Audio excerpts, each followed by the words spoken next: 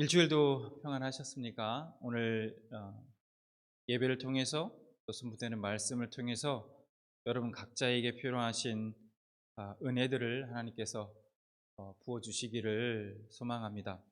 여러분 오늘 예배 오시면서 보면 각자 예쁘고 또 너무 아름다우시고 또 멋지게 그렇게 옷을 입고 오셨는데요.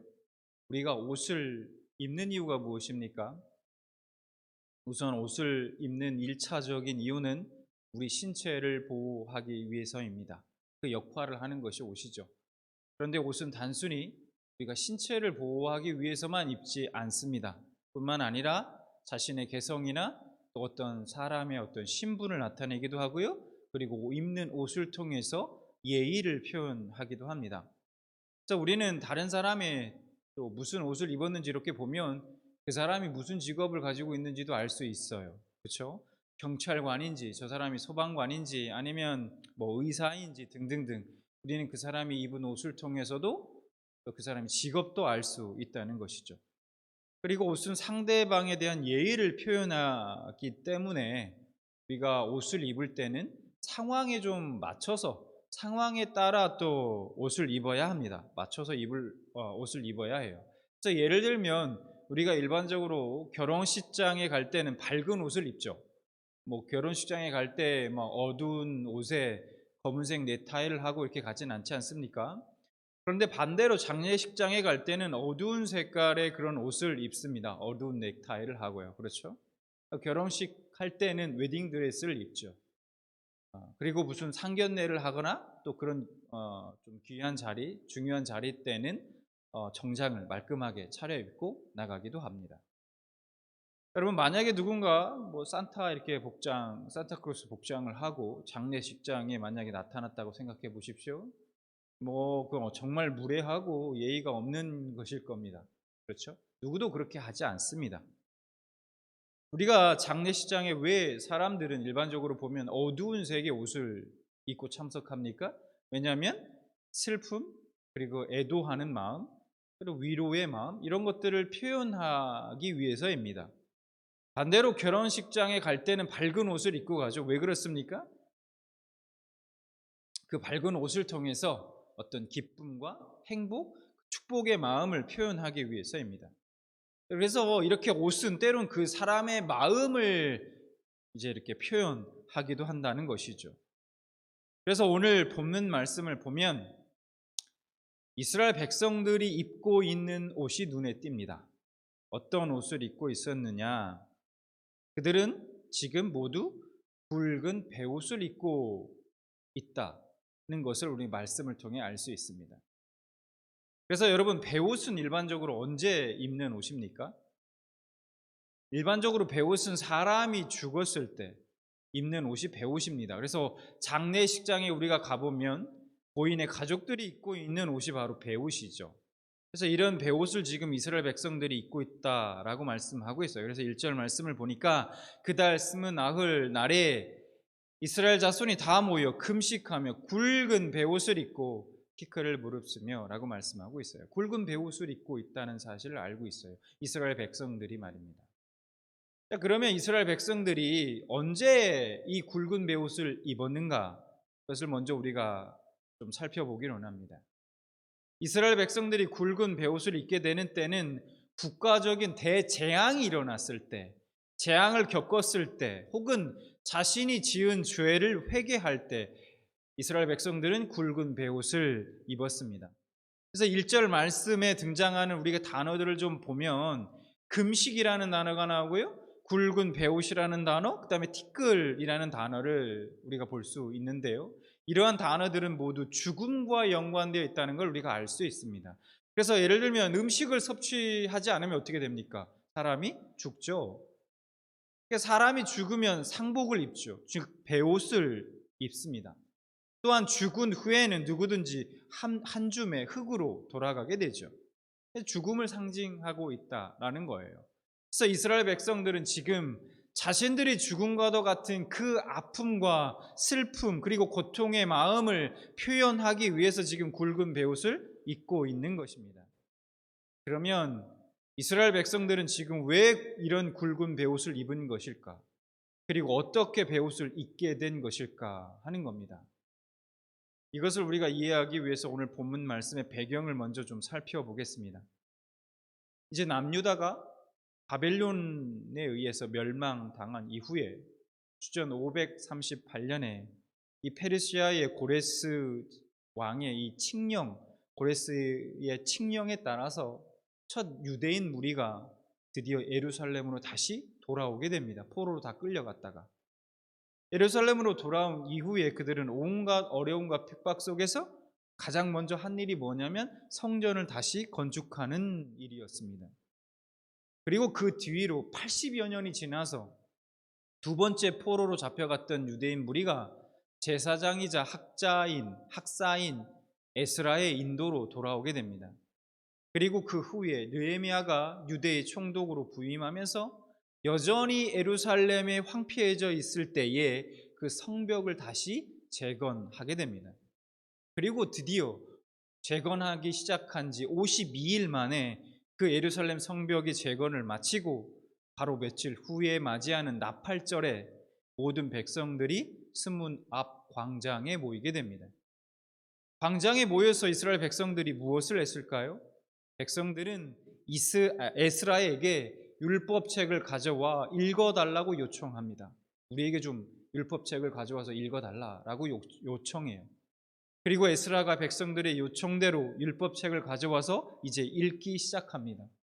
새벽부터 정오까지 알아들을 만한 사람들 앞에서 읽고 백성들은 그 말씀에 귀를 기울였습니다. 집중했다는 말이죠.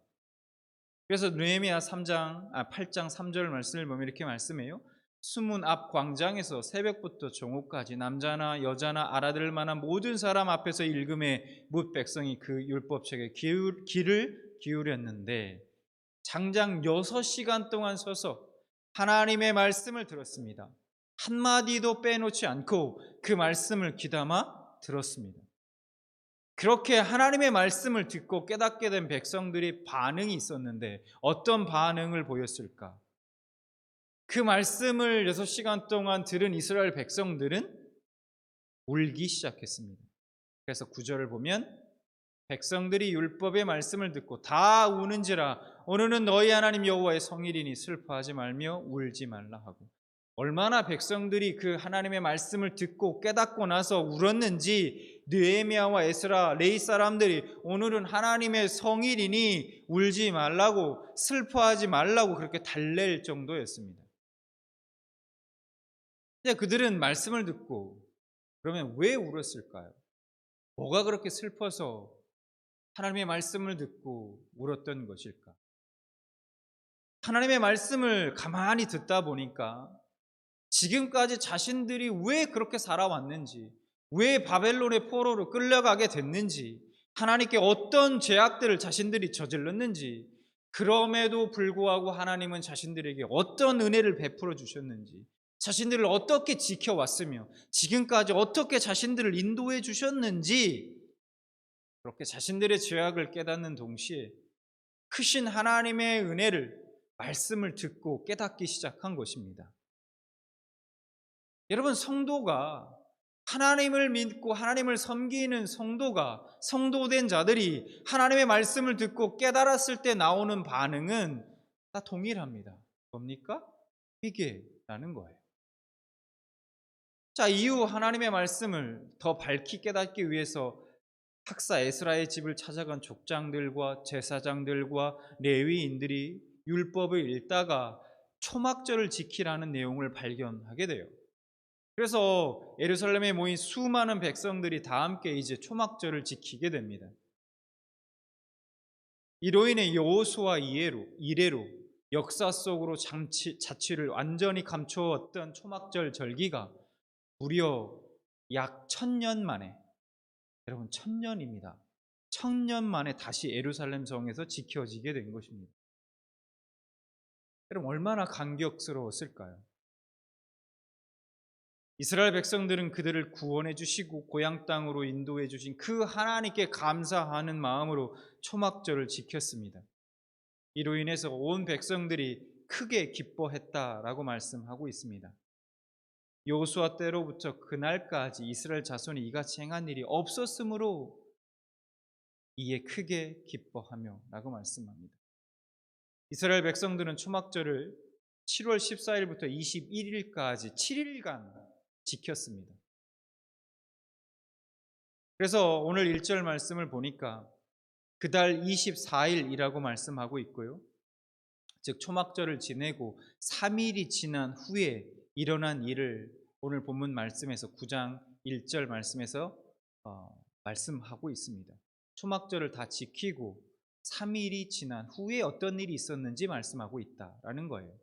이날은 율법으로 정해진 절기도 아니고 어떤 정해진 어떤 특별한 날이 아니었다는 거예요. 초막절도 이미 다 지난 이후에 벌어진 일이니까요. 그러나 이스라엘 백성들은 한 마음으로 스스로 다시 모였습니다. 그래서 9장 1절 다시 말씀을 보니까 그달 20 날에 이스라엘 자손이 다 모였다라고 말씀하고 있습니다. 그래서 이번엔 모여서 무엇을 했을까? 이스라엘 백성들이요. 이스라엘 백성들은 금식하고 굵은 베옷을 입었고 티끌을 덮어 쓰며 하나님 앞에 다시 회개하기 시작합니다.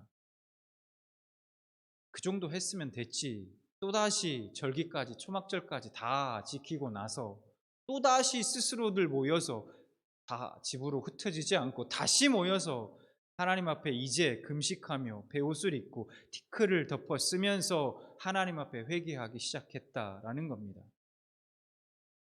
말씀을 깨닫고 지난날 지은 죄들을 돌아보며 진심으로 회개했습니다. 그러면 그들은 도대체 어떤 죄를 저질렀길래, 어떤 죄를 저질렀던 것들이 깨달아졌길래 이렇게 회개하고 있는 것일까요? 2절 말씀을 보겠습니다. 모든 이방 사람들과 절교하고 서서 자기의 죄와 조상들의 허물을 자복하고 라고 말씀하고 있어요. 이스라엘 백성들은 먼저 모든 이방 사람들과 절교했습니다. 여기서 이방 사람들이란 이방 신과 우상을 섬기는 모든 자들을 의미합니다. 이스라엘 백성들은 자신들 삶 깊숙이 들어와 있었던 그 우상 숭배를 회개합니다. 여러분들은 이 2절 말씀에서 말하고 있는 이스라엘 백성들이 이방 사람들과 절교했다라는 이 말씀이 어떻게 다가오십니까? 그냥 딱 들었을 때 이스라엘 백성들이 이방 사람들과 절교했구나, 회개했나 보다, 이렇게 정도로 그냥 그랬구나 정도로 다가오실지도 모르겠습니다. 그런데 여러분, 이스라엘 백성들이 이방 사람들과의 관계를 끊었다는 것, 절교했다는 것은 그렇게 간단한 사건이 아니었습니다. 엄청난 결단을 필요로 하는 사건이었다는 거예요. 그들의 입장에서는. 왜 그랬을까요?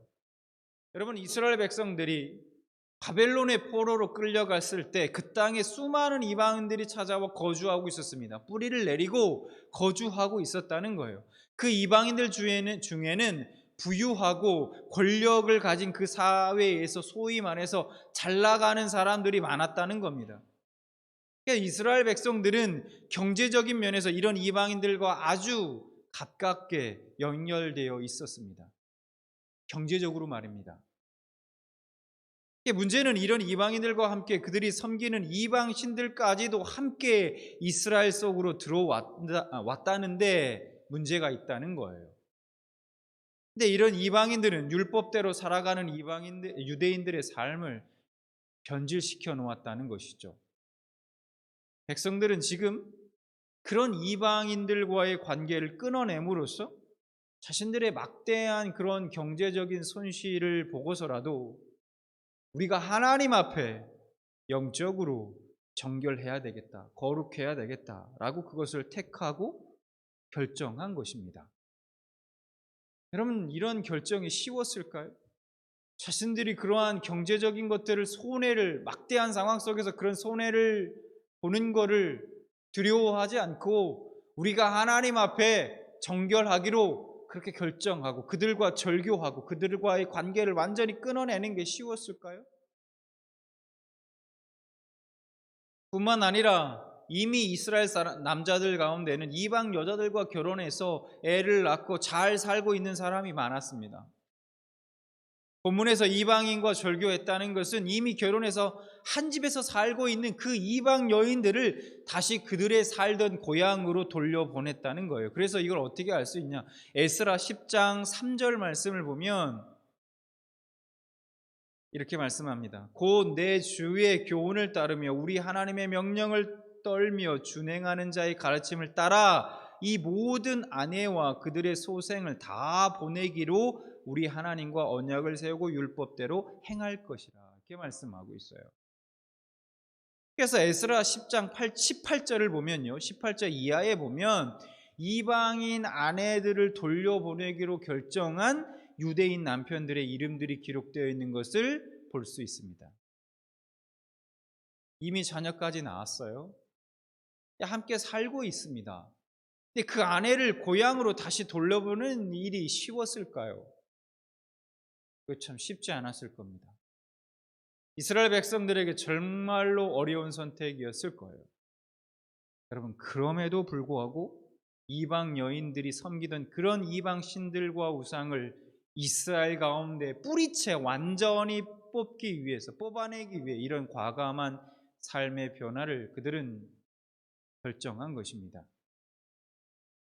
여러분, 오늘날 우리가 회개라고 하면 단순히 자신의 잘못을 고백하고 용서를 구하는 것 정도로 생각하는 사람들이 있습니다. 그렇죠. 물론 기도의 자리에서 지난날 지은 죄를 뉘우치는 것도 중요한 회개의 한 요소일 수는 있습니다. 그러나 실제적인 삶의 변화가 없을 때, 죄의 자리에서 돌이키지 않는다면 여러분, 그것은 진정한 회개라고 할 수 없다는 것이죠. 어떤 사람이 예수 믿기 전이나 예수 믿은 후나 여전히 똑같은 삶을 살고 있다면 그 사람이 진정으로 회심했다, 그렇게 생각할 수 있을까? 한번 생각해 봐야 한다는 것입니다. 이스라엘 백성들은요, 눈물을 흘리면서 금식하면서 베옷을 입고 눈물을 흘리면서 큰 소리로 기도했습니다. 그런데 그것으로 그 회개하는 그 뉘우치는 기도로 회개했다고 생각하지 않았다는 거예요. 그들은 죄의 뿌리까지 뽑기를 원했습니다. 그들은 자신의 삶을 변화시켜 나가기 시작했다는 거예요. 더 나아가 심지어 조상들의 죄까지, 자신들의 조상들이 저지른 죄까지 자신의 죄로 알고 자복하면서 회개했습니다. 하나님 앞에. 그럼 우리가 농사를 지으면 김을 맨다고 하지 않습니까? 잡초를 뽑아줘야 돼요.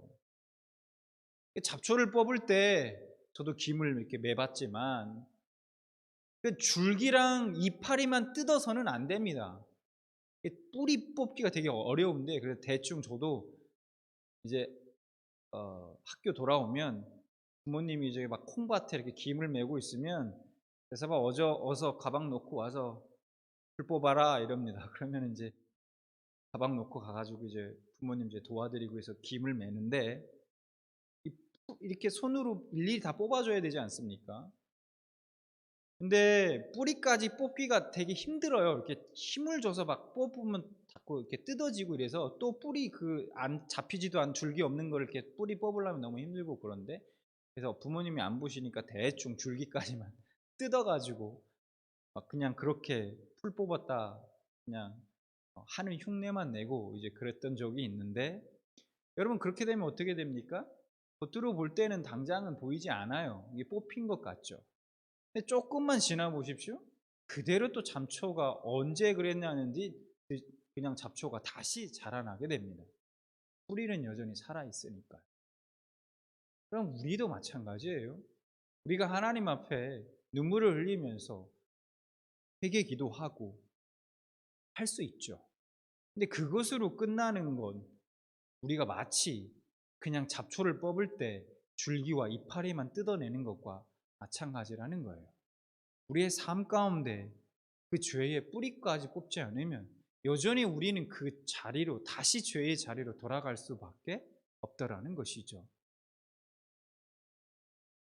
요즘 많은 교회에서요, 저를 포함해서 설교하기 꺼리는 주제들이 있습니다. 그래서 사실은 오늘 제가 이 말씀을 하면서 회개에 관련된 주제 아닙니까? 이런 주제를 하기가 참 꺼려지기도 해요. 고민이 됩니다. 조금 뭔가 기쁘고 뭔가 힘이 되는 말씀을 전해야 되지 않을까? 성도님들이 그래야 좋아하지 않을까? 이런 고민들을 합니다. 돼요. 그런 고민들이. 저도 그렇고요. 근데 이제 교회에서 그래서 목사님들이 설교하기 꺼리는 주제들이 있는데, 바로 예를 들면 이런 거죠. 회개, 또 어떤 심판에 대해서 이런 주제들을 좀 꺼립니다. 왜 그렇습니까? 성도들이 듣기 싫어하는 주제이기 때문이에요. 반면에 예를 들면 축복이나 위로, 사랑과 사랑, 하나님의 사랑 이런 것 같은 주제들은 인기 있는 설교 주제들입니다. 기쁨과 행복, 그런 것들은 왠지 복음으로 들리고, 눈물, 슬픔 이런 것들은 비복음으로 들리는 것 같은 분위기라는 거예요. 그렇습니까? 그런데 여러분 지금까지 예수 믿고 나서 웃을 일들만 있으셨습니까?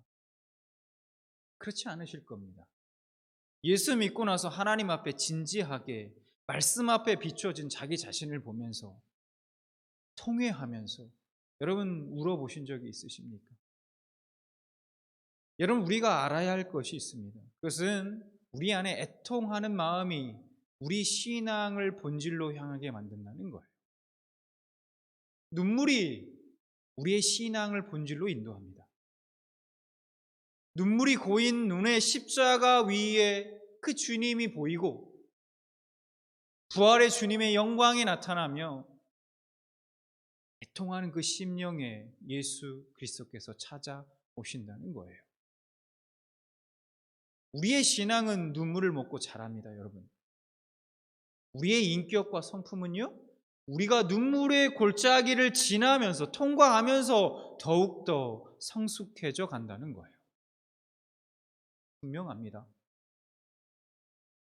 무엇보다 예수님께서 애통하는 자들에게 이렇게 약속하고 계십니다. 마태복음 5장 4절. 애통하는 자는 복이 있나니 그들이 위로를 받을 것이며. 우리가 항상 기뻐하라는 그 주님의 말씀을 몰라서 우리가 애통하는 것이 아니죠. 예수님의 거룩한 임재를 느끼기 때문에 애통하는 것이고, 말씀 속에 비춰진 추악한 내 자신을 보게 하시고 그런 나를 용서하신 주님의 크신 은혜 때문에 눈물을 흘리는 것입니다.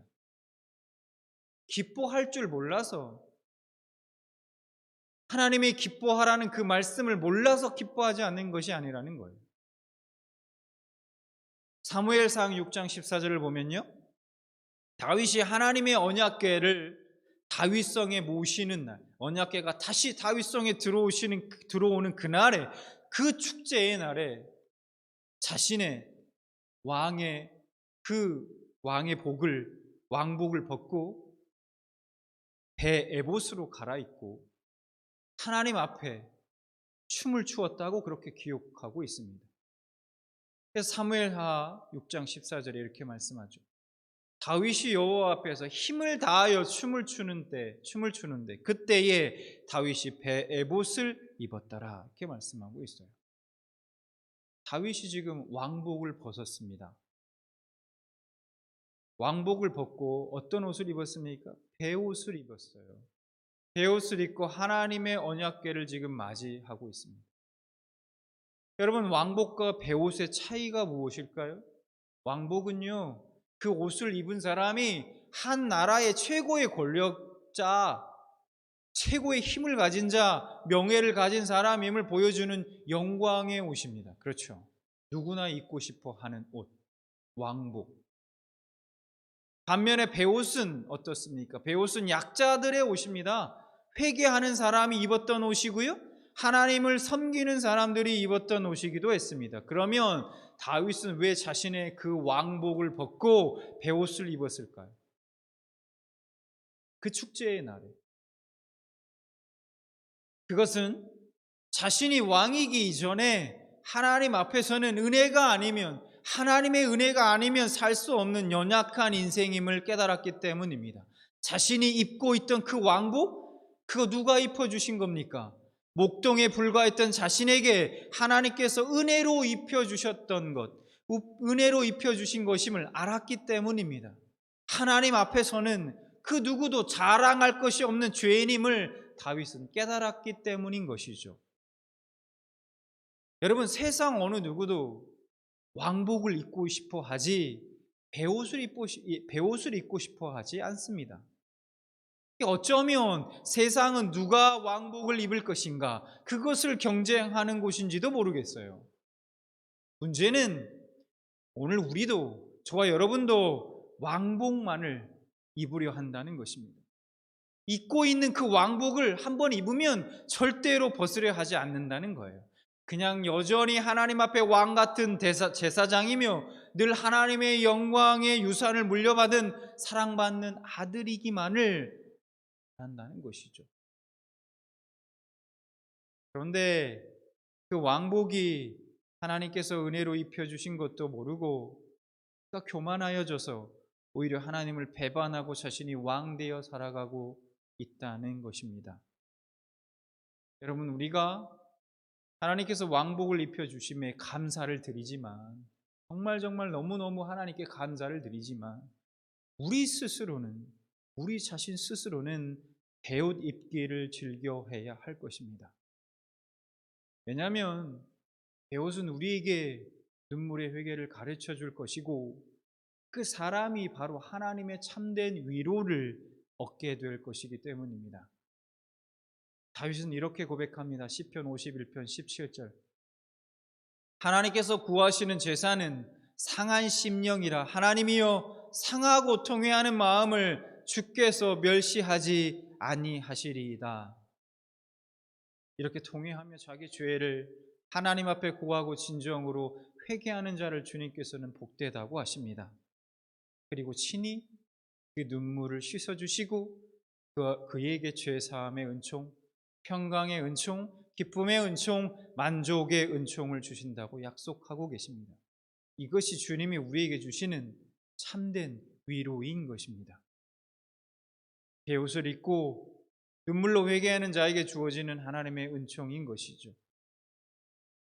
여러분, 우리가 왕복을 벗고 붉은 배옷을 입기를 즐겨 하시는 사랑하는 우리 평안의 모든 성도님들 되시기를 바랍니다. 그러므로 주님 주시는 참된 위로와 기쁨이, 또 평강이, 또 삶의 만족이, 진정한 자유가 여러분의 삶에 넘쳐나길 주님의 이름으로 축원합니다.